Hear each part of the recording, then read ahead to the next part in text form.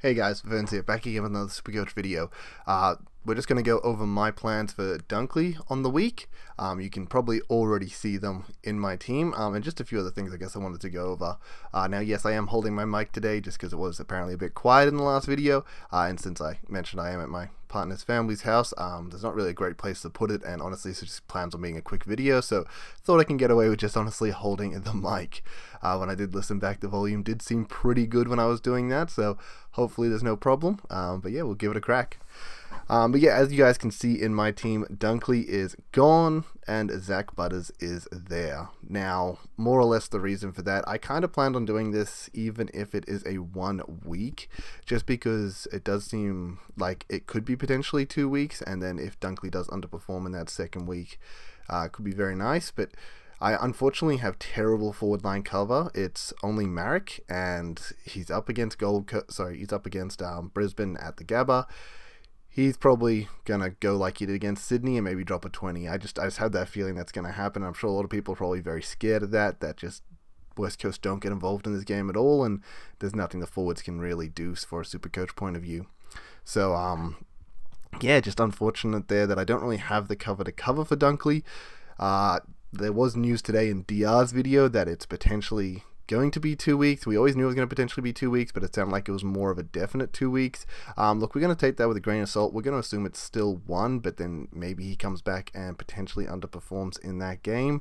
I don't know, I just think the upside of, at the end of the day, if Dunkley ends up being gone for 2, I'm going to have Marek covering me for 2 weeks. Maybe he gets 2 20s, and I end up with 40 points off that.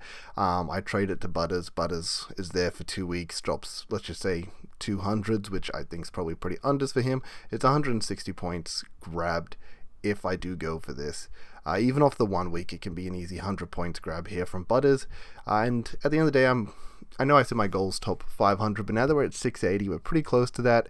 I would love to see double digits, and I just want to make that push, so I've decided, let's go for it. Let's move Dunkley on, bring in Zach Butters.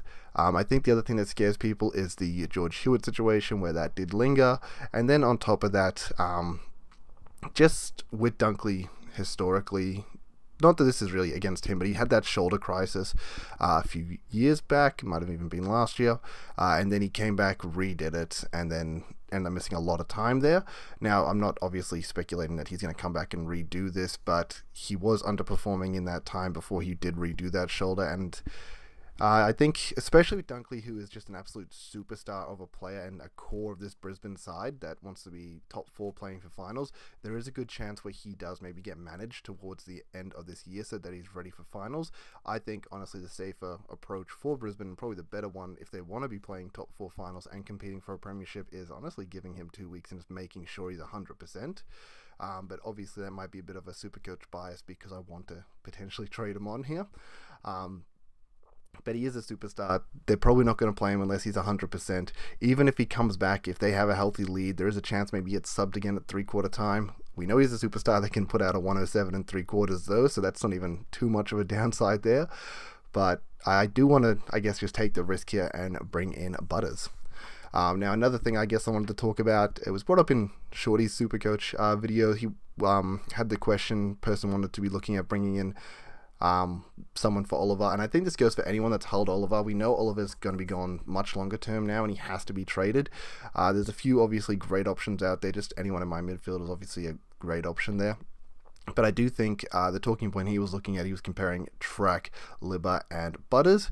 I think the biggest thing here with Butters, or even any one of my forwards, because all of my forwards have mid DPP, is if you have to move on Oliver here, and you're holding Dunkley and you don't have the forward line cover, say your cover is Marek like it is for me, I do think it's be best to bring in this mid forward DPP swing for Oliver. So example, Oliver goes out, Butters comes in, and then you can switch Butters with Dunkley and you cover him with hopefully a good midfield cover such as Johnson. So sorry, for this to work, you'd have bad forward line cover, good midfield cover, but no way to swing Dunkley into the midfield unless you were to trade in a mid-forward like Butters or Goulden or Rosie.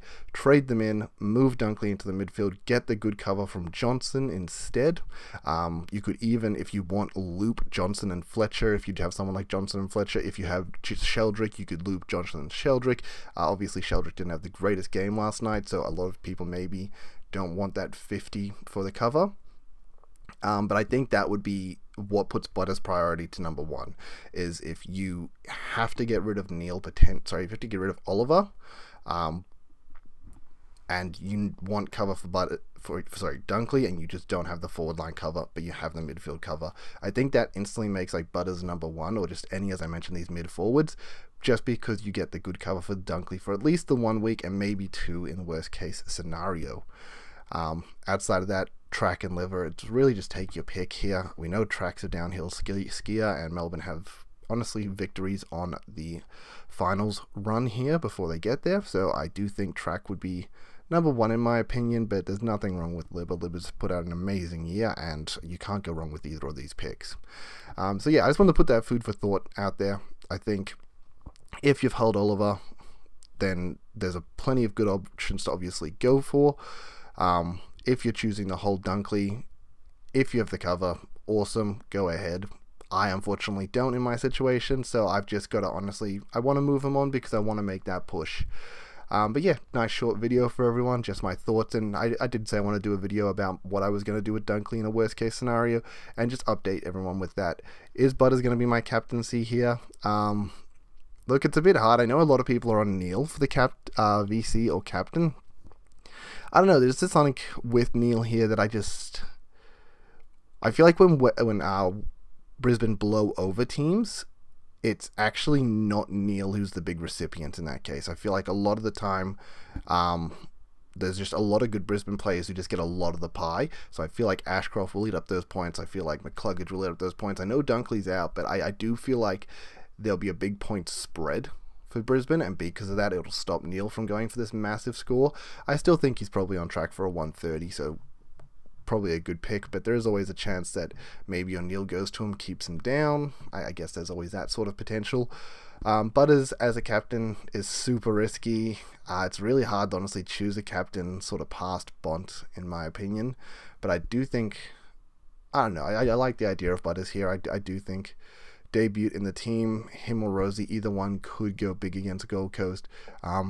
Whenever I watch Port games, I always think, man, Butters is so good. I wish I had him. So you know what? I have him, and I hope Bont goes massive so I don't have to worry about this captaincy. But yeah, it's probably looking at a Butters right now. So yeah, thanks for tuning in, everyone. Good luck on your weeks. Tell me what you're doing with Dunkley, or if you have any questions as to what you're doing with Dunkley or Oliver. And you know, I always get back to the messages. But yeah, didn't unfortunately have any Q&A to really go over on my video this week, but thought I'd address other things that had been mentioned in the community. So yeah, anyway, I'll catch you all then. Peace, later.